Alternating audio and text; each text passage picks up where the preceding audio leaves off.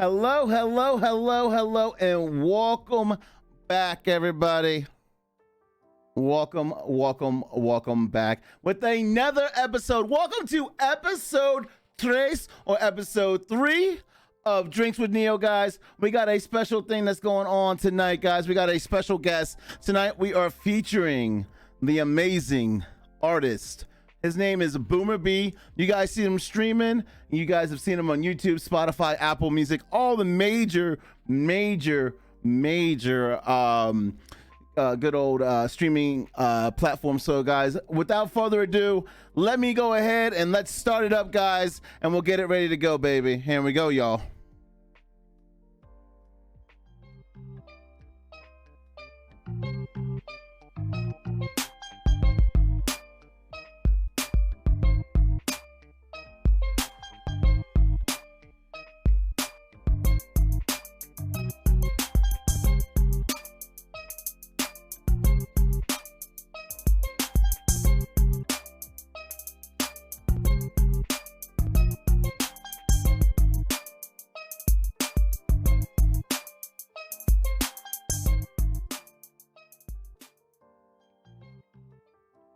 Well, hello, guys. We have BoomerB here, y'all. What's going on, buddy?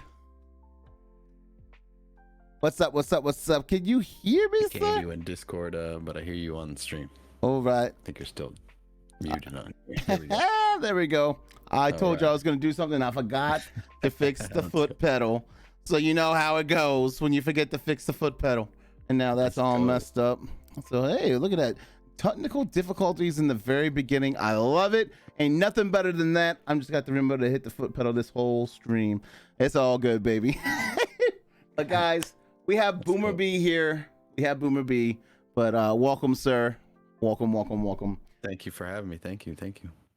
No, man, it's my pleasure having you here. Absolutely. So you know what we do every single stream of this VOD. We are on episode 3, guys. This whole episode is all about music. But what's the first thing we start off with, guys? We're gonna start off with the cheers. Tonight I am drinking Angry Orchard. This is a peach mango cider, chat, from Angry Orchard. This is something you can only get up in New York. I got a special delivery today, guys. So so I'm drinking something special tonight. What about you, Boomer? What you drinking? I got a Total Domination IPA. Woo, baby. Good. All right, well, sir, let's hold it up. Cheers to you. Cheers to me. Let's go, baby. Cheers. So, before we get this whole conversation to start about music and everything like that, guys, we have something unique. We actually had beer sent to the show. How crazy is that? How crazy that is. My buddy, one of my best friends from New Jersey, sent me some beer, which I didn't know you could do through the mail. Sent me some cool ass shit. And I'm opening it up right now as we speak, guys. I'm opening it up as we speak. So I asked Boomer if we could take a second and do a mail call. He said he was totally cool with it. Oh, yeah. But guys, this thing even comes in a special paper bag, bro. So I don't even know what I'm opening. This is wild. All right, guys. So we have a Star Cider Maple Northern Comfort. It's an apple port. Oh, my God. I've never had an apple port before. Sounds delicious. So basically what this is a port, is a dessert wine. So this is basically an apple cider dessert wine. That is absolutely freaking phenomenal. And next thing that we have from Angry Orchard, Funky Cunts. I think it says cunts. Funk Cunts. Guys, it says Funk Cunts. I am not lying. This is from Angry Orchard too. This is a wild fermented cider. Jesus, I've never had that either. Guys, so this is something you go up to. If you guys have never been to New York, in Upper New York, they have their own, which is where Angry Orchard is made. This is where you get all the specific things that they make special there. This is their Hazlitt's cider tree. This is a premium hard cider. This is their spice. Let's say cinnamon. Oh my god, this is their common spice. This is probably their like most seller for them. I love their bottling. The bottling is great. Oh my God, there's a note in here too. So let's read the note, guys, real quick. Neo, keep up the great work on the stream and podcast. For your next podcast, I got your drinks covered. The Northern Comfort will be a great mix with some hard ciders, I was told. Enjoy. Love your bash, bro. Ogo Pogo. So my man Ogo Pogo came in with the amazing note. Helping out the show. I appreciate him so much. Thank you, sir. And let's see what else we got in the box. I don't know if there's anything else. Oh my God. This is a double paper bagger. I'm excited to try all this stuff in a couple streams. I did not have to do that. What else do we have? Woo, baby. We have a Angry Orchard, no assembly required. 1 pint. This is a 6.4. The ciders welcomes our neighbors to less than 30 minutes up the road. No assembly required is a snapshot of the season's harvest across the home state, blended to create a delicious and balanced cider. That's kind of fucking badass. Look how cool that can is, guys. Look how cool that design of the can. So one of the things when I'm buying alcohol, guys, yes, I know what I like. But I also like the design of a can. I'm gonna fucking buy it because that's like half of the pleasure of it. It's weird too, because stuff will look really good looking at the can. It won't taste very good, but you bought it because it's just like fishing lures, like meant to lure people. It's like more than fish. You buy with your eyes, right? You buy with your eyes, absolutely. Yes, sir. This is a Minky Boodle. This is oh my God, a raspberry sour ale, bro. This is a 7. Woo! Baby, I kind of want to try. I wish I had this in the fridge. I kind of want to try that right now. My God. Guys, that is absolutely amazing. Again, thank you to Ogo Pogo, a supporter of the show, supporter of the podcast. I want to say thank you so much for sending that out to me. Absolutely amazing. I'm at a loss for words. Never thought starting this podcast up, episode 3 in, someone would send me some beer to try out. That's absolutely fucking crazy and amazing. So I guess Boomer, are you ready to get into it? Let's go. Let's do it. I love the gifts you got though. I love the bottling. bottling. I love the artwork. I know. Pretty stuff. Oh, I didn't present this because I did open it to see what it was, because I wanted to make sure I could open this up on stream and not fucking get in trouble. Because it's my best friend. I'm pretty sure he probably could have sent me a box of shit just on purpose. You know what I mean? So this is one is made with cider hops, which citra hops. So it's like a beer cider, which is kind of interesting. So this is the Hazlitt's that they also make. So right there, that is another one. And so that one we'll be drinking with the peach mango. Fucking loving this shit right now. I am loving it. So, oh yeah. All right. So, Boomer, you used to be when I say used to be, you're still a content creator. You just don't stream video games anymore. Yes, sir. So, but what you do is you make music. You write lyrics and you do your own music. Before we get into all of that, growing up, what are some of your musical influences? I always listen to all kinds of music. My mother would play. I mean, I grew up in the 80s. I'm an old dude. I grew up in the 80s. My mom would play like a mix of the typical 80s classics. You know, you would get like the Duran Duran and the NXS, and 80s music had such a diverse. It just broke so many barriers. There was such a mix of like funk and rock and just punk, and everything was just kind of thrown together by all these bands who, some of them be wearing makeup, some and just stuff that had never been seen before. These guys just come out full face paint like Kiss, and like it was just, the 80s was a crazy era of a bunch of different musical styles. So I would definitely say the 80s was where I got all my musical influence from, and there was a ton of good bands to pull influence and lyrical inspiration from. And then when I got into like junior high era and started going through puberty and thinking about things like love and girls, I moved into kind of like an R&B phase where I got into like soul music stuff like Boys to Men, Okay. Shy, Okay. Silk. There were some really good bands back in the day, with some good soul music, and then any music about love obviously hits different. So just kind of, I've always listened to everything. I've never really listened to country, and that still holds true. I don't know a whole lot of country songs. I've just never been into it. But other than that, I got a pretty good musical, knowledge and know a lot of lyrics, a lot of songs, and I've just always had a gift for words, I guess, and lyrics. Yeah. So for me, I haven't become a country music fan until like 4 years ago. 4 years ago. So it is absolutely crazy that you say that. But yeah, I'm actually a big fan of country music now.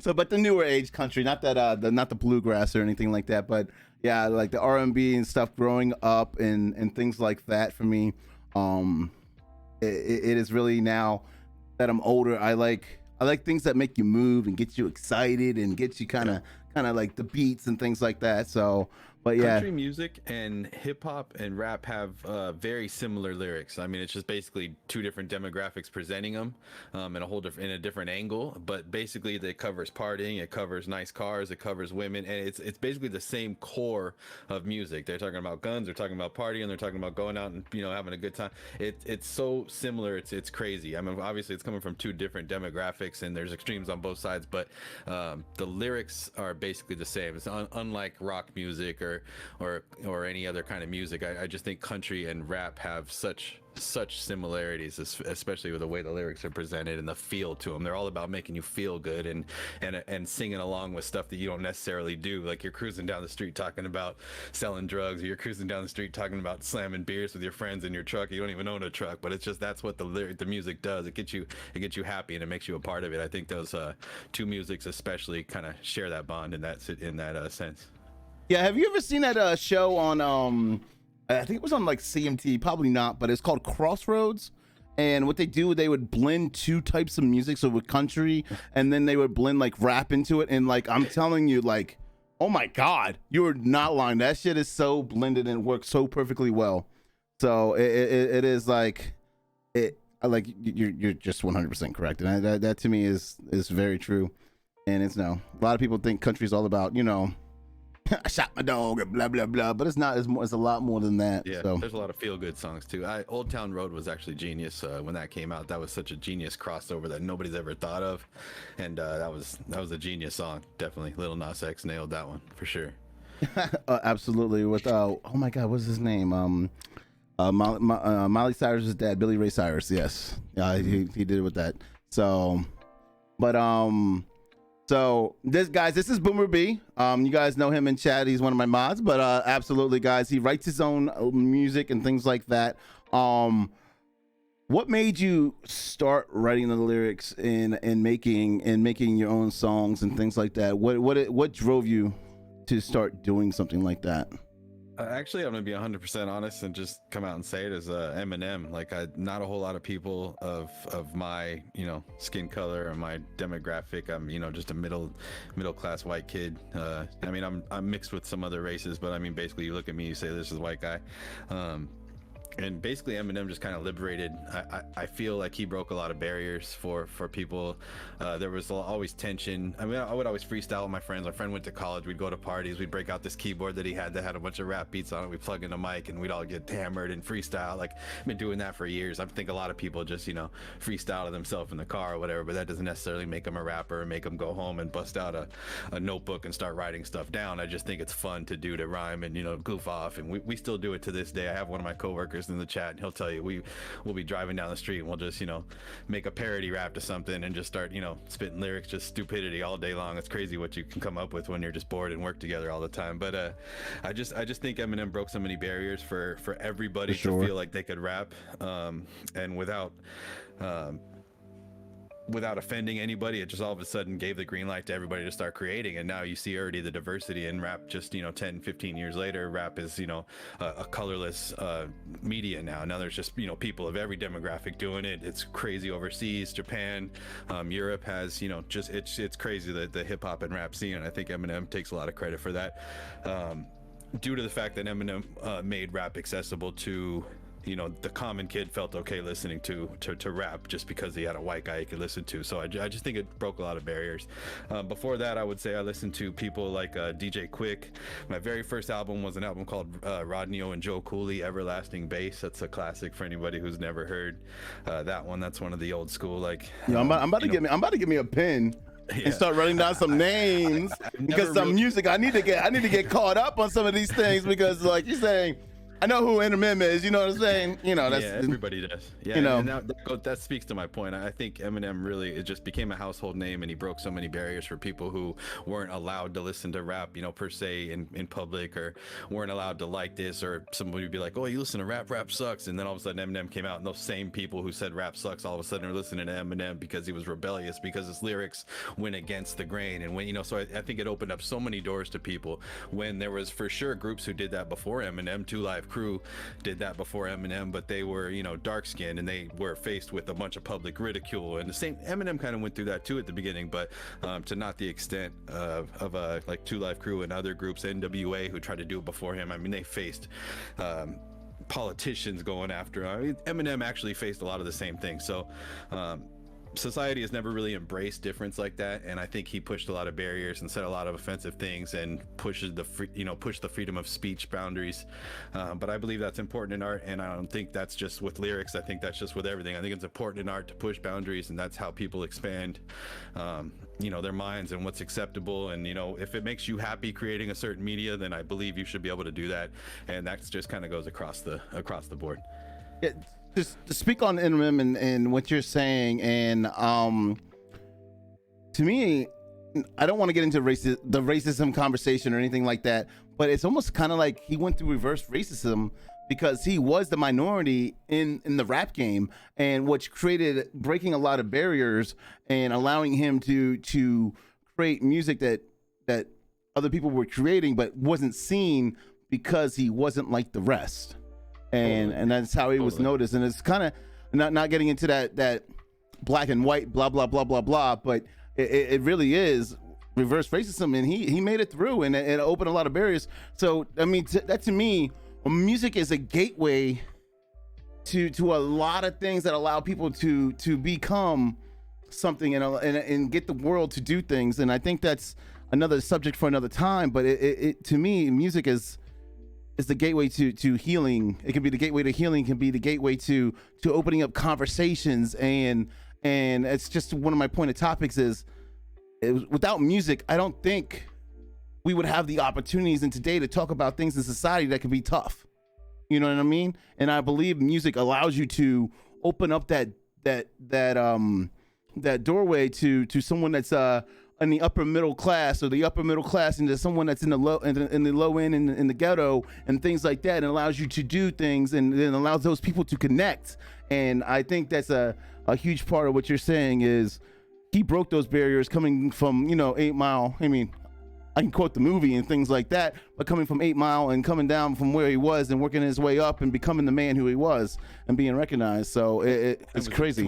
It was a different story too, especially with the way hip hop had been used to. So basically, hip hop, the foundations of it were all about the black struggle, about, you know, the police brutalities, the poor, the having to sell drugs to make it, the having to steal, the having to take. That was what hip hop was founded on. That's what it was about. That's why when he came out, there was that bit of sense of cultural appropriation. Like, wait a minute, this guy's talking about having like a drug addicted mom. This guy's talking about being bullied in school. You know, things that you or I or, you know, this guy right here can identify with. We can't identify with like living next to a crack house. That wasn't what we were growing up in, but like we can identify with having like a crazy mom or like a crazy uncle, or like feeling like we want to duct tape our, you know, whatever, you know, we can identify with the stuff that this guy's saying partially. And it was one of those things that it just opened so many barriers. So I mean, I don't think any rapper who's not African American or Jamaican or Dominican or any other one of the accepted cultures originally in hip hop, I don't think anybody could not credit Eminem with opening those doors and making it possible for anybody just to feel comfortable and not feel like they were, you know, culturally appropriating the music. Because, and I also think there are people who do that. I think there are light-skinned guys who do culturally appropriate hip-hop, and they act all like yo, and they're like, that's not me, and that's not the kind of rap I make, so I don't identify with that. But I do think there are guys who do that, and I could see why that would make somebody offended. Yeah, no, it's crazy. So one of the things is, like I was saying, this is gonna jump around a lot of different places in this conversation. So if we get lost, guys, sorry. But there is so much to talk about with music and what opportunity music has given people.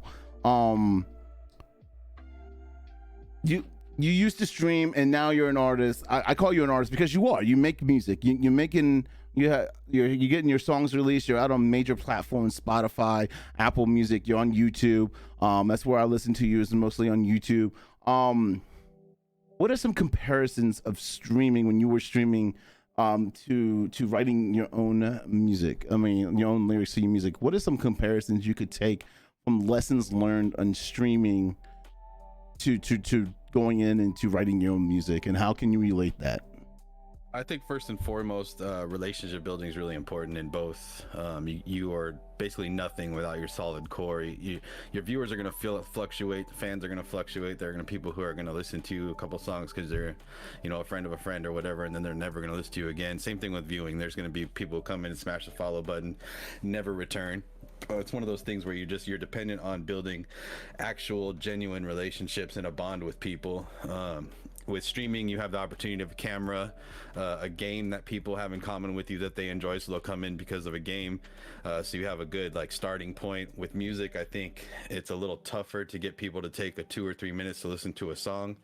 I mean, I'm not sure though. I guess it depends on the situation, but in my experience, it's been hard to get even my close friends to listen to my stuff, I think. Whereas with streaming, I felt the same way. I felt like, how come my close friends aren't coming in? So I think the comparison there is really solid. You never feel like you have quite the bond with all the people you have quite the bond with. And that's a tough thing to struggle with. Because you feel like you spend so much time building these relationships, supporting all these other people, and you can't get them to take 2 minutes out of their day, so you get that same feeling in both. And I think that's something that everybody struggles with, no matter what. Maybe you play football or whatever, and your friends never come to your game, or whatever. I'm sure everybody has a story like that, and that's kind of an empty feeling, and that's probably the roughest part about streaming or making music. Yeah, no, that is. You hit the nail on the head with that. It is the relationships that you build and you lose, and trying to connect with people, and you can definitely see the relationships that you want to have, and then the relationships you get to have. And I think for me, streaming has opened up the world to have relationships outside of in IRL. So I mean, with the community and things like that. And I feel like with your music too, you are building those relationships and getting out there and letting people know. You first released what my knowledge is, you released your first single, First Time, on February 11th, 2021. And we're going to take a quick listen to that in a minute. But how did you feel when you actually hit that release button and you were able to actually have it out there in the world to hear it? Okay, well, we both know Whirly Bird. I'm sure there's people in the chat know Whirly Bird. Whirly Bird introduced me to Uno, who was actually on that song with me. I did a couple of songs with Uno that he released, and I just kind of saw, wow, this is really easy to just, put your music out there and, do your own thing. It's crazy. And First Time, I mean, I had made music for years. I kind of doubling back to what we talked about when we sidetracked and went to Eminem and all the deep stuff. But basically, you asked me when I started making music. I actually used to make Christian hip hop back in 94, 95, or not 94, 2004, 2006, time between those 2 years. So back in the days, yeah, and I mean, there's some of that stuff on YouTube too. You can look up stuff on YouTube. Really? I need you to send me a link, brother. I need to hear this. I ain't gonna lie to you. Christian rap is actually pretty freaking good, bro. I am down for that, 100%. I don't like bringing religion into gaming and politics and things like that, because it's gonna bring a lot of hate, a lot of this, a lot of that. But bro, for real though, that's cool. Yeah. That's cool. That's absolutely fucking cool. So I made about 10 15 songs with a Christian producer in Southern California. I actually did like a live performance at a Juneteenth event in front of like, I don't know, 500-600 people at this big outdoor venue. It got pretty crazy with the Christian music thing. And then I just stopped doing that because the pressure of making Christian music is a whole nother thing. I mean, talk about feeling like you live in a glass, fishbowl and everybody's looking at you and waiting for you to screw up. Like, I can only imagine the judgment that people could have in. Yeah. I mean, I was raised Baptist, so I mean, like I said, we're not gonna get too much into religion, but I was raised Baptist, and the judgment. Oh my God. Oh yeah. So hell hath no fury than somebody that's a Christian or something like that has judgment. I mean, I love my Christian, you know what I'm saying, but. So then basically there was a long pause between when I released music and actually like had music out on the internet. Back then there wasn't DistroKid and what's the other one? I don't know, but there's these platforms that artists can upload their stuff and get distributed to all these streaming services. You pay a yearly fee. DistroKid, I think it was $70 or something, or 90 or whatever if you want a premium service with more features. And basically they upload all your stuff to iTunes and Amazon and Spotify and all that stuff for you. So you can split the rights with the producer, you can split the rights with everything's really easy nowadays. Back then all we had was YouTube to promote ourselves, was YouTube, MySpace, Facebook, whatever. So discovery back then was a little bit more of a challenge. The early YouTube days it started getting a little bit better, but so there was a long pause between when I had made music. So First Time was the first song that I had made for me. I had been making streamer intros for like about a year and a half. So I had gotten back into like recording stuff and messing around. As soon as I built my PC, that gave me the opportunity to like have the equipment and stuff that I needed to actually record at home. But before I built my PC, I just, I didn't have what I needed to record at home. So I never did it. Otherwise, I really wish I would have spent the last like 10 years, even as a hobbyist like I am now, just kind of making tracks here and there. It would have been awesome. But I started making streamer intro songs. I believe the first one was Shelby's. I can't remember exactly, but I think Shelby's was the first one I made. That song was fire. Or maybe there was Clip This Game. I don't know. Or maybe Touche. Touche was the first one I did. But anyways, I did about 10 or 12 intro songs. And then I decided, why am I making intro songs for these people that keep changing platforms and changing games and their intro songs are no longer relevant? So I decided to start making music. You would not want, like my intro song's about Fortnite. I still play Fortnite. I love Fortnite, but my intro song's about Fortnite. And my boy that did it, I know him in real life, and he did a great job on my intro song. Like that shit is fire. But like it is. it's like eat the competition like Cheetos. Great, relevant. And then Fortnite, I'm like, this song's about Fortnite and I'm playing Warzone right now. And let me put my hand down. I made about a dozen songs and I think maybe 2 of them still get used. Chase, who's in this Lucid, who's in the chat, he uses his when he streams, and I mean there's a couple of people who maybe still use theirs, but other than that it was just a big waste of time, which is cool because giving something like that to a streamer as a donation, which is what I never charged anybody anything, I just wanted to donate that to is fucking amazing, and to help people feel important and have somebody make a song about you, even if it's not like the greatest, just having somebody take the time to do something that not 9 out of 10 people in the chat couldn't make you a song, record it, and send you a fairly decent quality song for your not too many people could do that. So I figured that was just a gift I could give people. Like, money's one thing, subscriptions are one thing, but to give somebody something custom and like from the heart, that felt pretty good. So that was fun. And then I just decided to start doing it for myself. King Uno was somebody who had given me the confidence to do it, so naturally I wanted him on my first song. The song First Time is all about that. It's all about just taking the dive and doing something that you want to do and taking the risk, and like all about the triumphs and the sorrow of the things that we go through, the ups and downs. And it's just kind of one of those songs that I just felt was the perfect first song and the perfect song to name the album after. So that's what you get First Time, and that was the song I want to name the album after. That's the title track. Sweet, I like that. So we're gonna play it in a second, but I just want to read this comment in chat for 1 second. And the title, the comment comes from Nice Burglar. It says, Boomer, never a waste of time. That lifts up someone's spirit as much time as that time. I bet it was worth it for those people, even if it was temporary. Just remember that, bud. All that music you made for other people, never a waste of time, and that is 100% true, and you should know that. So guys, we are going to go ahead and play the First Time. And you guys have heard this song a lot of times. We're not gonna play it all the way through, but guys, I'm gonna switch screens and then we're gonna go right into the First Time, and I hope you guys enjoy it. If you guys haven't heard it first, this is the First Time by BoomerB and Uno, right? Featuring Uno. Yep. Okay, King Uno. Yeah. King Uno, beautiful. Let's go, baby.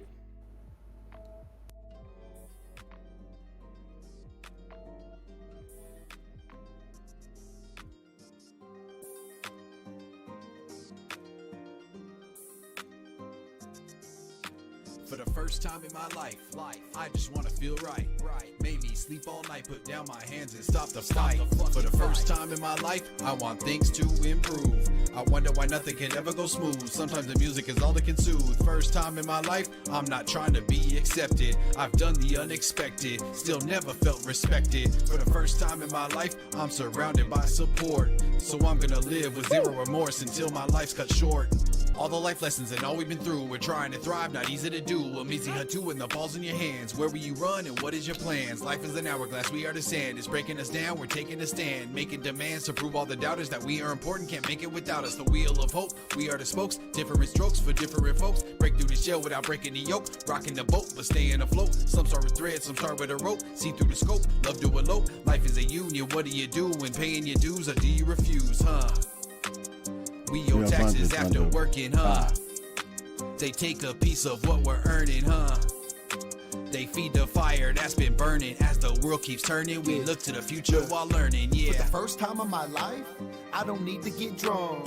I don't need no club, ratchet girls to get no buzz. For the first time in my life, Uno does whatever he wants. Elevating up like we prepping for a flood. For the first time in my, scratch that, I dared the devil for a black hat. Got a quip off the rip, I'm Batman, but they keep ducking me. Ben Affleck, keep testing me, I'm not a lab rat. I'm just blessed to be where I'm at.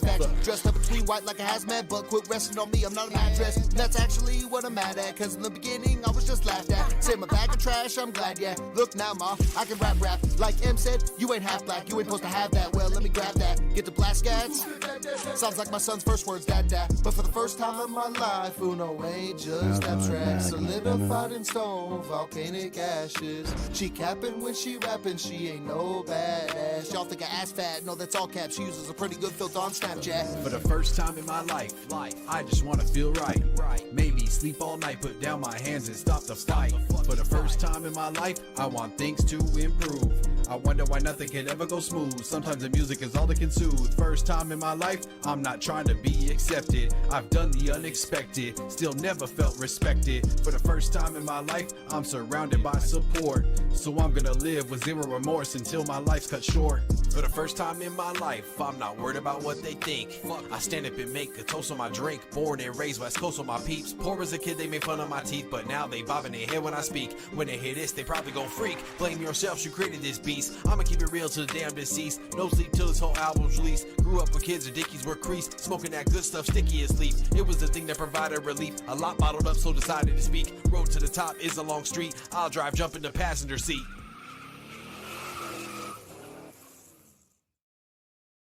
Oh my God, Boomer! Yo, bro, seriously, that song. Every time I fucking hear it, I don't know if you can see it on the camera, bro. Every fucking time I get goosebumps, brother. I get goosebumps. That song is fucking fire. Like I get goosebumps. I don't know how to explain it, but I feel like I get pumped up. I play it every once in a while as an intro song. I hope you don't mind, but it's not mine. I make sure I shout you out because it is definitely something that needs to be heard, because that is absolutely baller status, brother. Absolutely baller status. And I'm excited to say that, to know that you have future projects coming out to finish this album. Hopefully, we pray to God. We pray to God. Man, getting a boat in the middle of the summer when I was trying to get an album done wasn't a smart choice. Let's just say this man got a hobby where he goes fishing all the time with a boat. God bless him. Yeah. But I pray to God, by the time that the boat can't go on the water no more, aka another month, where it's gonna be too cold to go fishing on the lake, hopefully up in Washington, that he you might finish the album, chat, but yeah, it's really close. It's really close. I got the album art. I have 3 songs that I just need to do the final recording on. They're written, they're done. They're just ready to do the final recording on, and then it should be done. I believe there's gonna be 10 songs on it, so it's gonna be a start. Yeah, we'll get it done. Yo, that is exciting. Like, I don't know how you guys feel about what you guys just heard. If that's the first time you guys have heard it, I know on YouTube, if you guys, that's the first time you guys have heard it, I will link the song into the actual comments and into it on the description, so you guys can go and check out BoomerB. He's on YouTube, he's on Spotify, Apple Music, guys. You can find him if you want to find him. Trust me, you're not going to be disappointed. So we're saying you're working on your first album. In the streaming, there's lots of waves of up and down. In music, there's the same thing of lots of ups and downs. Yes, sir. How do you deal with the ups and downs of making music? Because it's going to relate to the same as streaming. There's lots and lots of ups and downs in streaming, and you're going to ride that wave. And you've been working on this. Your first song came out last February. We're in September. You said you want to get an album done. That's your goal. Yep. So one thing about me is that I for the very reason that I haven't made music for a long time is just I'm a busy dude. I own a construction company. I have 3 kids, ranging from teenager to elementary school still. It's just I'm so busy. I have so much of my time already spoken for. As a content creator, what I hated, and probably what a lot of you guys hate, is that on your days where you're feeling awesome, it's super easy to hit that go live button and have a blast and do your thing as a content creator. On the days where you're not feeling so hot and you're tired and you've had a long day and you don't feel like playing the game that you play all week, and then you've had a couple of bad games and you like get streams, whatever, all these bad stuff happens, you don't feel like being live, then at that point it becomes a job. It's not a hobby. You're not doing it for fun. You're not doing it because you enjoy it. You're doing it because you have an obligation to do it, and you set this time and a commitment that you're going to be live between this time and this time every day, no matter how you feel. With music, I can't say I'm going to sit here and write and record from 9 p.m. to 11 p.m. every night. Like, I would love to do that, but I could sit here sometimes and just stare and try to write and try to get inspired by beats, and like, it doesn't work. I just don't have it. There's nothing there. I don't, either my brain's not working or I just have like a writer's block, it's plain and simple. So the pressure that is on me is not that immense. I mean, I set a summertime goal for the album, and I should have stuck to that, just to prove that I could meet a goal if I had to. But as somebody who does this as a hobby, I compare it to somebody who streams part-time as opposed to somebody who streams full-time. When you have to stream full-time and hit that button every single day and be live for 8, 7, 9 hours a day, whatever these full-time streamers are doing nowadays, to make your money so that you could survive, that's a whole different stress. That's a whole different ball game. It's a whole different at that point, it's no longer a hobby. Like Neo, you have a comfortable job, you stream as a hobbyist, you come home, you enjoy, you have a community, whatever. You know that the second you change over to a full-time streamer, you quit your job, the pressure is all on you to create in order to survive. And I don't want music to be like that for me. For me, it's like a painter. I come home and I do it as a creative release. I'm gonna kind of like make stuff as I make stuff. As opportunities arrive, as you know, I just joined. There's a producer I found on Twitter who has a beat contest every couple of months, where if you make the best song to the beat that he releases, then you get to keep that beat and get full rights to it, which is normally about a $200 to $500 charge from producers, depending on how popular they are and how many like popular artist placements they have, or TV placements, stuff like that. The more credentials somebody has, the more they're going to charge you for their exclusive rights. There are people who run sales and stuff, but that's a whole different conversation. But as far as music, I just don't we're going to actually get into that conversation. Yeah, that's fine. I just don't think that I put the pressure on myself, and that helps me and it works against me, if that makes sense. I should have had the album done by now, yes, but did I just have one of the most fun summers and make one of the biggest purchases of my life, buying a boat and spending a lot of time with my family and got my kids on the river, so like, I don't regret it, but I do wish I had it done by now. But it is going to be done soon, and that's going to be a great feeling. And to finally, after making music and being able to make music for so many years, to finally actually like put a legit album out is going to feel pretty freaking awesome. And it's going to be a good just a good thing to have me, whether I do another one or not. It's just going to be awesome to know that I put an album together and got it done. It's just cool, I mean, 1,000,000%, man. Like you said, this is a hobby, and you don't want it to feel like a job. And once it becomes to feel like a job, if I'm not making 6 figures by doing this job, I can't physically do it. Because like you said, I have a comfortable job, you have a business you're running, and you cannot replace time with family and time to enjoy your other hobbies and stuff like that, to and to finish an album, which can be finished at any time. Yes, it is good to stick to a timeline. Yes, it is good to stick to goals, but those goals can always be adjusted when it's a hobby, sir. And well said. I perfectly agree with that.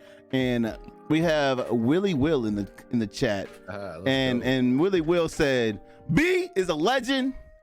I need that feature, brother." Let's get it. We So can do a collab anytime. so you know what I'm saying.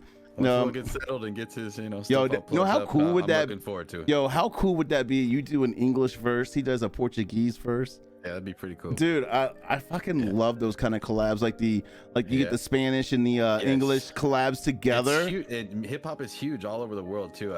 There's French, Polish rap is huge. Dude, for years now, like Polish rap has been huge. There's awesome Polish rappers on YouTube. You watch the videos, you're like, holy crap.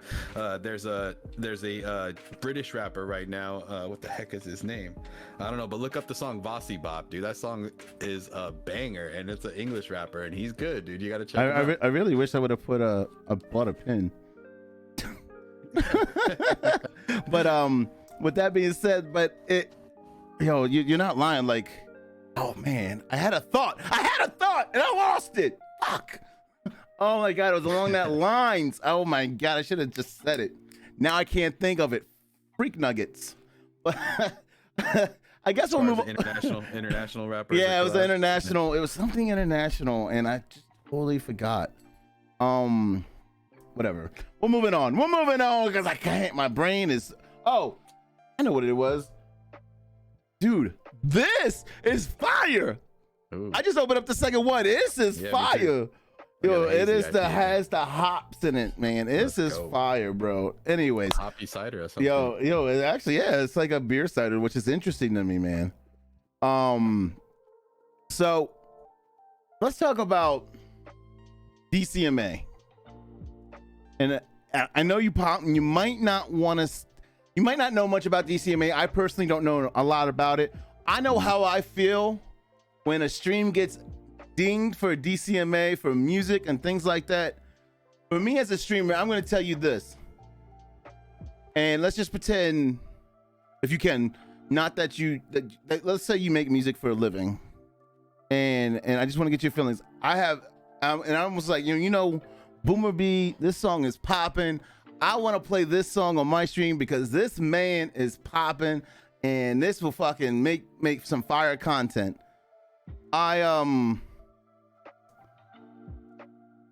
Being a streamer and you being the artist, me playing your music on my stream, how do you feel that I'm not but I paid for the streaming app like Spotify and I'm playing it through Spotify? How does that make you feel? But I get dinged because of DCMA. I think I would probably be. Do you understand my question? 100%. Okay. Yeah.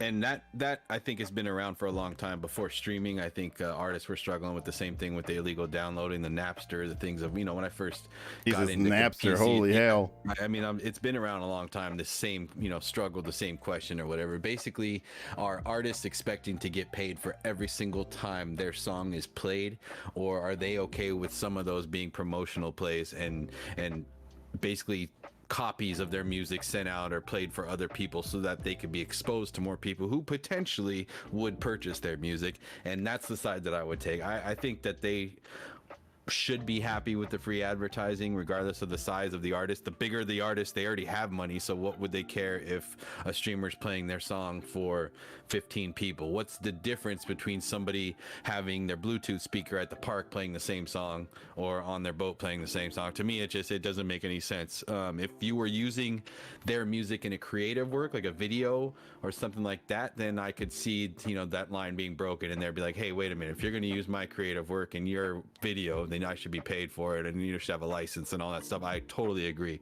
As far as streaming platforms, I think it's ridiculous that somebody like Amazon, who owns Twitch, or Facebook, who now has, I guess, fixed the situation and has allowed people to play certain production companies' music, I think that it's ridiculous that these companies can't just pay a small fee and just get the licensing needed for their creators to play whatever they want. I think that makes everybody's content better to be able to play whatever you want. I think that gives the artist more exposure, regardless of the artist size. I still think it gives them more exposure to people who may or may not like them, or may or not know of them. I didn't mean to say like, I meant to say know them. And I just think it's a win-win for both sides in that sense. So I don't understand the big pushback. Basically, I don't know that a lot of it comes from the artists per se as much as it comes from the companies who want to make money from the artists, if that makes sense. Yeah, that's what chat's saying. Copyrights and stuff like that is done by companies and all that stuff, and which makes sense. It makes sense. As an artist, you would feel like you want your music out there to be heard, and it doesn't matter what platform it got heard on, as long as something you get some kind of royalties back. I mean, honestly, in the end, because everybody's got to be paid, right? You got to be paid for your time. Companies got to be paid for the production of the songs and blah blah blah blah blah. So this is so I do remember what I said, what I wanted to say about international. Last night on stream, for the first time, I really listened to K-pop. Since we're talking about international, bro, yo, some of that K-pop smacks. Yeah, there's some. Yo, some of that K-pop freaking smacks, and I was surprised. Like, don't fake on K-pop. Like, really? K-pop, out of all the music I ever heard, I was like, that's the first time I heard it. I'm just like, okay, we get down with this. But yeah, so that's a side note.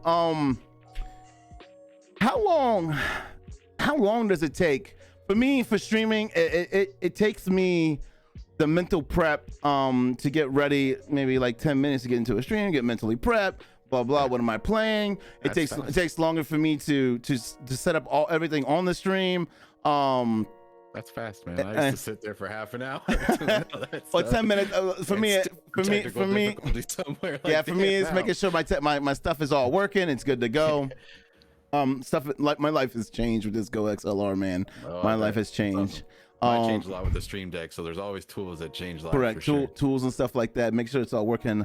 What is the creative process to going into making a song? How long did it take to make first time? This is for a perfect example. Actually, it's weird because like some songs, like I'll come up with a concept, like I want to write a song about this, and then I'll just start searching for a beat that like gives me that feeling. But with first time, I just heard the beat and I just, like you said, got goosebumps. That happens to me a lot in music, and there are artists that like just countless of their songs give me goosebumps, which is, you know, weird to say you get goosebumps with music, but it's like, I think for some of us we do. And I just think I heard that beat and I got goosebumps, and it was one of those songs where I just sat down and started writing. I wrote the first verse, I sent it to Uno, and he hit the second verse, and I thought the song was done. And then I sat in Discord with the producer who helped me go through some of the engineering tricks. He was trying to teach me how to mix and master my own stuff, because obviously I don't put a ton of money into that, because I only do it as a hobby and I'm not expecting to make money off it. So I don't invest a ton of money or a ton of equipment into it as of right now. And then I added the third verse kind of as an add-on. He just said, the song sounds kind of incomplete, and he was right. And I, threw another 16 bars on there, or 8 bars, or whatever that third verse was, I forget. And it just made all the difference, made the song long, 3 minutes, and that's what I wanted. And it was just one of those songs that just flows out. But unfortunately, it doesn't always work like that. There are times where I will have a beat in mind, I have a subject in mind, I'll sit down, I got the paper out, I'll write a couple lines, and then all of a sudden it's just blank, and that song's done. I have probably 15 to 20 songs in my notebook that are half to 3/4 written, or I started them, got like halfway done, and convinced myself that they're not going to be good. Or it's the same thing as what you do as a content creator, constantly second guessing yourself. You only want to put out your best content, so I'm constantly I already regret releasing a couple of songs that I released because I just don't feel like they make the cut. Like the song Too Old, I just don't. Just because other people might like them doesn't mean I have to. And I think as an artist, as an athlete, as any sort of creative mind, or somebody who pushes really hard, you're always going to be second guessing yourself and always your own toughest critic. And that is always probably one of the biggest obstacles that creative minds or athletes face. Just always the mental barrier of just letting it go and trusting that you're talented enough and that people identify with you enough and that sort of thing. It's rough. Oh yeah. I mean, you are definitely, that's one of the things in content creation that I know personally. I do second guess myself on, hey, Am I doing this right? What am I doing wrong? Can I make this better? How can I make the experience of chat? How can I get the community more involved? What does the community want this? Do they want that? Do they want to see me be fucking hyped up? Do they want to see me just be chill? Like what is the vibe, and how do you do that vibe and everything like that? And it is just, you're right. It's hard, and you are your worst own critic, and some days you give it your all, and sometimes you feel like your all is not good enough. And I'm assuming in music it's the same way for me in streaming. Even though it's a hobby, I appreciate every single person that sits in chat. It doesn't matter if it's 1 to a billion, and every single streamer says the same thing, but it just matters how. To me, if I made one person's day, if I can make one person smile, if I can make this and make that, and I'm pretty sure your music's the same way. And leading into that question, when you're writing music, is there a message you want to put out, or is there just something that tugs at your heartstrings? Like, how do you go about writing lyrics? How do you to a song? Like, to me, I can sit here and I could just ramble and talk to you. You and I can have I ain't gonna lie, we did it yesterday. We did a just chatting stream for an hour and a half, for 2 hours, and all we did was just talk. And I talked for 2 hours, like, bruh. And people sat there, people sat there and listened to me. And we talked about music, and we talked about A and B and C and D, you know, and how do you write lyrics to music? Like, how? I don't know. It's just something I've never been good at math. I've never been good at art. Like, I can't draw anything. Literally stick figures. People have certain talents. Like, I've been enough athletic to play football in high school and stuff like that, but I'm not like a chiseled athlete. It's just, we all have our talents, and I just think writing has always been one of those things. I think I gained the most confidence in my writing when I was a senior in high school. I had 2 jobs, and I really screwed off in school because I just wanted to make money. So I would just, I took football and working more serious than I took school, and I almost failed my English class as a senior, which would have kept me from graduating.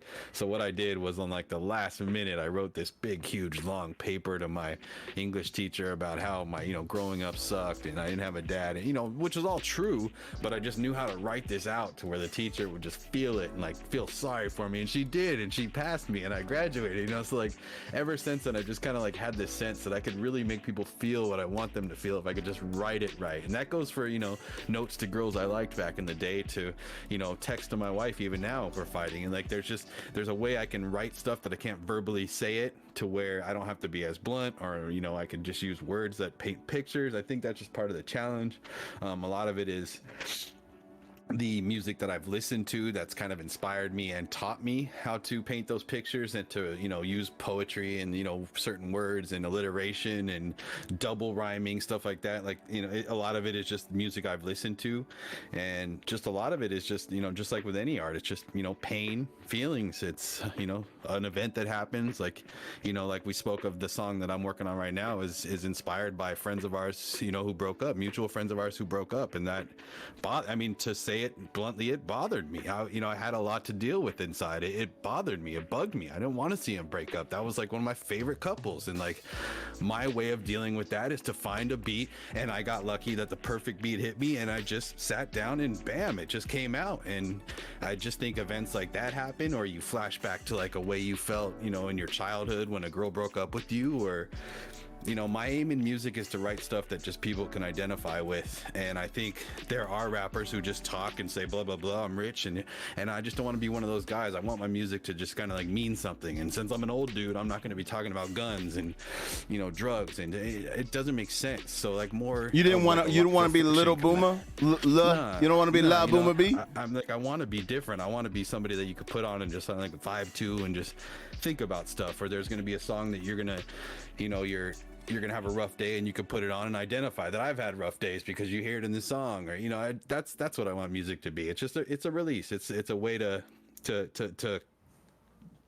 connect with people, but without actually having to physically connect with them, like I I can I show agree. you guys that I understand what it's like. I'm old, I've been through all the same crap. I know what it's like to be you, I know what it's like to be me. Like I've felt it, like I've been there. That's kind of what I want my music to feel like. Yeah, so yeah, and that's the same way with streaming. And you want to be relatable to the crowd that you're watching. You want to be that open community, and you want to be able to sit there and be attached. It's sad to say, like, you grow attached to people, and and with your music, you grow attached to your music. You grow attached to that song and writing those lyrics and putting it out there, and hopefully you feel like people should have but will have an attachment to your song. And I feel like for me in streaming, it's exactly the same way. I want to have that attachment. I want to have that community feeling. I want to bring everybody together. And hey, like I said, it like always can be 1 to a million. Your song reaches out. Like I told you first time, that shit gives me goosebumps. I get pumped up for it. So once every 2-3 weeks, I play it on stream just because I'm like, you know what? Let's get in the correct headspace. First time. Okay, let's get ready. Oh, we vibing. Ah, shit. Here we go. Here we go. Yeah. Then you get all excited. It's cool to have friends who make music too, because like you can identify like with them personally too. So like that's a cool connection too. So like I think my music, even if strangers feel it and don't connect with it, I think my friends are always going to have a little bit of connection to it, because there's things that you're going to hear in my music that you don't know about me. There's things in my music that like, I'm going to actually open up and show some feelings, or like a lot of times I'm just texting in your chat. Like I don't get to show a lot of feelings a lot of times. So it gives me a little bit of a chance to be vulnerable and show you guys that I'm human and you're human, and we feel it. It's okay to have feelings, and I think that's what's missing in a lot of radio rap is feelings. So it's a lot of mainstream, yeah, exactly. It's not. There's a lot of just trash, that you're forced to listen to with auto tune, and it's just what's popular. But at the same time, there's plenty of underground artists who are hip hop for adults and like speak real stuff, just like me. People who have inspired me. So if anybody ever wants any good people to listen to, you're more than welcome to message me or ask me for some recommendations, and I'll give you a handful or however many you want. You can check them out, tell me if you like them, and I got plenty more. So yeah, I mean that never heard of. I did. Oh, you probably could tell me a lot of people I would never heard of. So, what is your all-time favorite song? Ooh, I knew you wasn't gonna be ready for that question. Song or artist? Song. All-time favorite song. And genre doesn't matter, right? Genre doesn't matter. It doesn't matter. You could just pick whatever you want. Ooh, that's freaking tough. Eesh. Because I would probably have to go with like an 80s. I just love the 80s are my favorite decade. So if I had to pick a decade of songs, it would definitely, if I had to listen to like one station for the rest of my life, it would be the 80s station. And that would be, like I said earlier, just because the diversity of 80s music is crazy. Favorite song of all time. Wow. And this question I'm not going to answer because then you make fun of me. No, it's okay, because I was just riding with my buddy Dalton, who was in your chat. I don't know if he still is, but he was. We were riding from home yesterday, and I was talking about Madonna. Dude, Madonna's got so many bops. So I don't hold anything against anybody. Like, you could name me an artist that has more bops than Madonna, maybe Prince, but like Madonna's got some, bangers. So I'm really bad. I don't hold it against I'm anybody. really bad with music. It'll be a newer artist when I tell you mine. My absolutely favorite song, I think, is by a group that nobody in here is gonna know, and that is Cunning Linguists, and the song is called Missing Children. And it's one of those songs where, like you said, I got goosebumps. I still, like, when I listen to it, I get goosebumps, and it's just one of those things where you could tell the artist really opens up. I like story songs. That's my favorite group, Cunning Linguists, so I would definitely have to pick one of their songs as my favorite. And I got followed by their producer on Twitter, and it was like one of the biggest, like, what? I was like, holy crap, this guy followed me back. It's like my favorite, yeah, so that's fucking cool. Awesome. Yeah, that's fucking cool. I just really like underground hip-hop, people like Atmosphere. I don't know if anybody's heard of them. I like people who are like me, and that's where I get my inspiration to rap like I do, is just kind of from these people who have already opened up their doors for me for years, for decades, that I've been listening to, and they just kind of given me the confidence and the inspiration to do the same thing. Rap doesn't have to be about shoes and diamonds and stuff. It could be about whatever whatever you want it to be. It's just poetry basically. So That's 100% true. All right. So I thought about it when you said it. I am what you call a hopeless romantic. So the biggest thing for me is heartbreak hits me and blah blah blah blah blah. Something happens and I need to, I listen to music and that kind of helps with that thing. So, back in the day, got broken up in high school. My man Usher got me through some tough times. Oh, yeah. And one of my all-time favorite songs, Burning by Usher. Like that song there, That's a banger. like I could feel it. Like me and him, we've been through some tough times. I mean, I don't know how many tough times Usher's been through, but realistically, like the newest song would be "What Ifs" by Kane Brown. I don't know, you probably never heard of him.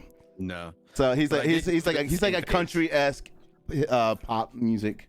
I did go through that same thing, like I was saying, when I was in like junior high school, and you start developing like puberty and love and all those feelings. Like R&B hit me different then. So for me, like Usher wasn't out yet. We had a guy like who was just like Usher. His name was Tevin Campbell, and he was and he had like a couple of slaps about love and heartbreak. And like it's funny how kids can identify with that, even though like you don't necessarily even know what love is yet at that age. But like kids tend to bond to that emotional love music. It's so funny because they're so tragic and like during puberty and stuff. But yeah, I was the same way. Like R&B hits different, and love songs, regardless of genre, I think love songs are the basis of most music. I think the pain from love, the joy from love, I think that inspires more songs than anything. 100 freaking percent. 100 freaking percent. So I'm gonna take a minute. I'm gonna let chat know if if anybody wants to ask Boomer a question about music. Guys, think about it right now. This is the first time on an episode that we are going to open up a Q&A real quick. We're only going to do a small Q&A. So we're going to open it up. If anybody has any questions to Boomer, please feel free to ask. This is a VOD that'll be live on YouTube tomorrow. And make sure you guys, if you guys need to find that YouTube, I'll post a link in chat. But with that being said, so we got your favorite song, you got your kind of your favorite band. What is something that you did music wise, like that, just your biggest influence? Like when you told me you did music, you always told me I'm like that West Coast style. What do you mean by that? Well, so basically there was like a rebirth in rap. I mean, there was always the old school Run DMC, there's the old school rap that everybody envisions as like the old school rappers, Run DMC and like 2 Live Crew, the originators. And then there was kind of like a lull in rap for a while where there wasn't any new stuff. And then all of a sudden Dr. Dre came out, and that was like the year 2001 is when his second one came out. His first one came out I think in like 96 or 97, and then Warren G came out, and like there was just all this like West Coast. Snoop Dogg came out, one after another. All these people just kept, and there was like this West Coast, G-funk chill rebirth kind of.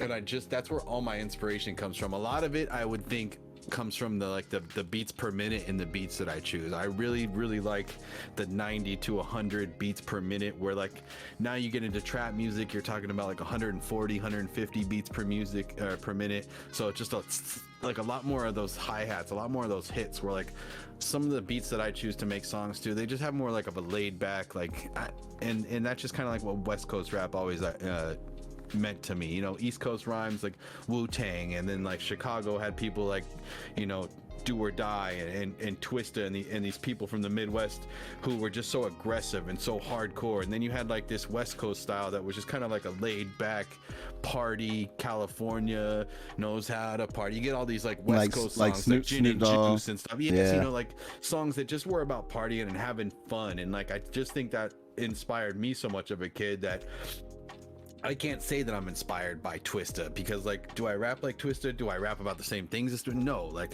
so like that's definitely Wu-Tang. Like, do I love Wu-Tang? Yes. Did I listen to a ton of Redman, Method Man growing up? Yes. Were they an inspiration to me? maybe, but they're not somebody I identified with and actually inspired me to make music. Like, yes, I listened to them and they made me love hip hop or whatever, but they weren't like a inspiration per se, like I said in Eminem was, or any of the other artists I could name. You know, there's people who just hit you different and make you feel like you could do anything. And I think if I had to, you know, name somebody, like starting with Eminem because of the racial barriers here broke, I would, you know, just say Cunning Linguist, Zion. There's some artists that nobody's heard of who, you know, recently with the one of the partners of Zion died, and that hit me because like you start getting older, like me, you started getting older, and that was a big part of first time too. Is like I'm old, I haven't done this yet, you know, I have to do this for the first time. Like I've waited so long to get this together and actually do something professional, and I spend so much time helping all these other people, you know, reach their goals and make their platform look more professional and their stream look good. And I spend so much time on other people. I just need to take time for me and do something for me and stop making streamer songs and just for the first time just focus on one thing and do me. So that's where first time comes from, and that's what it means. It's just like for the first time I'm taking that dip, and that's what the album cover is. It's like somebody diving off a platform. Like I want somebody to feel like they're diving into something for the first time, and that's, you know, really what it's all about. It's just, you know, take that dive, take that chance, do what you want to do. And that's what I want to inspire people to do what you want to do. I'm an old dude with 3 kids who works full-time and runs a company. I got no business being a freaking rapper, but like I'm gonna do it anyway just because I want to. And I want people to take inspiration from that. Like, do what you want to do. Like, who's gonna tell me like that it's wrong? And you know, it's just do what you want to do. You only live once, and the worst thing in the world is to be my age, looking back on what you've done and regret something. That's the worst feeling in the world. So if you have anything that you want to do, just freaking do it. Like, don't be my age and regret what you did for the last 20 years or what you didn't do for the last 20 years. Just do what you want to do. Make it right, regardless if it's going to hurt somebody or whatever. Make yourself freaking happy. Just do what you got to do because life is short. And I only said it regardless if it's going to hurt somebody because of like that breakup thing. But like, I'm just saying, like, not everybody's always going to be happy with what is best for you, but sometimes you just got to do what's best for you. And I think that that's important for people. I think that's important. That's 100% sure. You only live once, brother. And happiness is key. Yeah. And what makes you happy isn't going to make everybody happy. And you just got to deal with that. I mean, it is what it is. 100%. And, so, Boomer, how long have you been making music? I'm going to adjust some of these questions, but how long have you been making music? I started actually recording on a PC in probably about 2005. All right. When I graduated high school, buddy. I had an old E-Machines. You like that? Remembers that? We're going to throw it way back. Well, I graduated in 97. All right. Did I say 90? What did I say? 90? Did I say 95? 2005. 2005 is when I graduated. Okay. So, we had this old E-Machines computer that my father-in-law bought. So I've been with my wife we've been together 23 years, I believe. So we're talking like way back in the day. She had this E-Machines that she used and I bought a sound card for it at Best Buy or Circuit City or whatever it was then. I don't know if anybody remembers Circuit City. And I slid it in her PC, and I got myself a little Audio Technic mic that was like $45, and I started just recording stuff. And back then we had chat rooms on the internet. There was like Yahoo Chat, there was AOL Chat. You could go into like basically it was really similar to a stream, except for that you weren't on stream. It was just chat. Yep. But you could post cameras, you could post pictures. There was video, audio, whatever. There wasn't video, there was audio though. Good old days of ASL, baby. Yes, sir. And so like I would go into like hip hop freestyle chat rooms, and there was like battle rooms where you could go in and like if you could snatch the mic, you could just drop all your bars real quick, and then everybody would clown you in the chat or say, oh, or you know, whatever. You'd either get clowned or people would say you were good. That's kind of when it started, man. And I just started making, you know, that Christian music. I linked up with that Christian producer, and in 2005 and 2006, that's just all I was doing was writing Christian stuff. That is awesome. That is awesome. One of the things is after you finish your album, would you ever be interested in writing songs again for a streamer? Yeah, I still, it doesn't change my opinion. Like, even though nobody uses the song, like very few of them it still doesn't change my opinion. That's like an awesome gift to give somebody. So yes, I would. Would I ever charge anybody for them? No. Shelby sent me some money for making hers, and I didn't ask for it. I didn't, you know, expected. It was awesome to get some money for it just because, you know, spend some time on something. It's awesome to see that somebody appreciates it, but not everybody's in a financial position. A lot of the streamers I made songs for, or we're talking people with 2 or 3 viewers, just started stream once a week. Like, you know, I'm not making these for Stone Mountain or anything. So I wasn't expecting anything in return. It was just kind of a gift to people to inspire them and show them that I believe in them and that I love what they're doing. You know, it's one of those things. So yes, of course I would. In fact, I have one I have to get done for Tiggs Gaming here on Twitch. So that's going to be the first one I do when the album's done. It might even be before the album's done, to be honest. I voted to him for a long time and I got to get it done. Absolutely. So I have a question. Obviously, I've asked a lot of questions tonight, and I'm gonna put a little pressure on you. And I'm actually not gonna put. I'm not gonna. It's not a question. It's more of a challenge. Okay. And I'm gonna challenge you to finish your album by the new year. And the reason why I say this is because I believe in you, and I believe you have the talent. I believe you have the know-how to finish your album by then. I know you're a busy man. We talk almost every day, somehow, some way. But I'm gonna challenge you to finish an album and have it out by almost. I'm gonna say January. By the end of January. No so 2022 end of January. By the end of December. By the end of December. Let's keep it by the new year. So you want to keep it by the new year? So all right. So 2021. So you guys heard it here first. Album drop 2021 December 31st. Yep. By then. I might do it on my birthday, the 17th of December. That'll be an amazing thing to do. But that means he's gonna have to put a lot of work in, and power to him to try to do it. I know it's gonna be a lot of work and effort. But I do want to say something to you as a big thank you. This show would not have been an idea without you.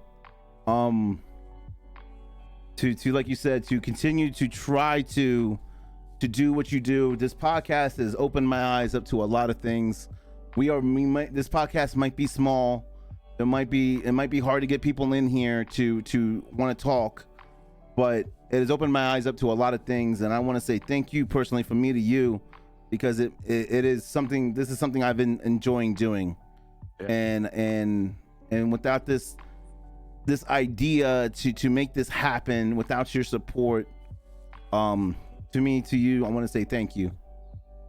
Well, you inspire me, bro. Like, to be honest, you know me, I know hundreds of streamers. I've met hundreds of streamers. I've become friends with hundreds of streamers, and hundreds of streamers expect me to hang out in their chat. And there's a reason why I hang out in your chat every day and mod for you and all that. Like, you're, you know, a great dude on and off the screen, and I've seen you push so many people to achieve their goals, which is kind of how I am too. And I just think that we identify with each other in that way, that we're givers more than takers. And I just, you know, the podcasting is so natural for you. You're so good at the interviewing. You're so good at the questions. You're so good with the sports casting or whatever you do when you're playing games and you do the shoutcasting. Like, all that is so good. So it was natural. You know, it was just natural. But I think you're nailing it, and I think you're doing good, especially starting right off. It's only going to get bigger. It's only going to get easier to get people to get on the show. You're only going to get better with the, reaching out with people and having the confidence to do it. I've had 3 podcasts. It's pretty rough now, but when you're on like your 130th and you're like, yeah, man, I've had 130 podcasts. We've had this person on, you're going to be getting people on no problem, because, you know, you're going to be easier to sell it. So I just think you should definitely keep going, keep your confidence up, keep pushing. And that goes for streaming. That goes for the podcast. That goes for anything you do. I know a big part of your personal struggles is, you know, not having a woman or whatever, but I just think like life is going to play out exactly how you need it to. Spotlight. You do you do say a lot on stream that, like, you know, you need a good woman, and that you're lonely, and like we all identify with that, because like we all are rooting for you to find that perfect girl that you deserve. And like, I think that's all coming to you, and I think your life's going to play out exactly how it should, and that she's going to drop in your lap exactly at the right time. I just think you should keep plugging away, and you're awesome, bro. All I gotta say, if there's any single ladies out there, hit your boy Neo up, y'all. My God. Neo is a hell of a catch, and I think, you know, we're all rooting for you to get the happiness that you want. And You inspire me. It was just the point of all that stuff, man. You are an inspiration to a lot of us, for sure. I appreciate the kind words. All right, guys, with that, Boomer, I want to say thank you so much. And guys, you guys can find BoomerB once again. You want to tell them all the platforms you're on and everything like that real quick? Spotify, YouTube, Amazon Music. You can find it basically on any of the major. There's Tidal. There's a bunch of the people use, but basically any of the major music streaming platforms. You should be able to find me. Worst case scenario, you can go on YouTube and find me. And when the album comes out, it should be a lot easier to find than the singles. So yeah, just look up BoomerB and you should be able to find me there. Might be people with similar names you might have to sift through, but eventually you'll find me. And it's the same, double B logo that I have on everything, so you should be able to find me. All right, guys, once again, Boomer, thank you so much, and I'll catch up with you in a little bit, sir. Right on. Thank you guys.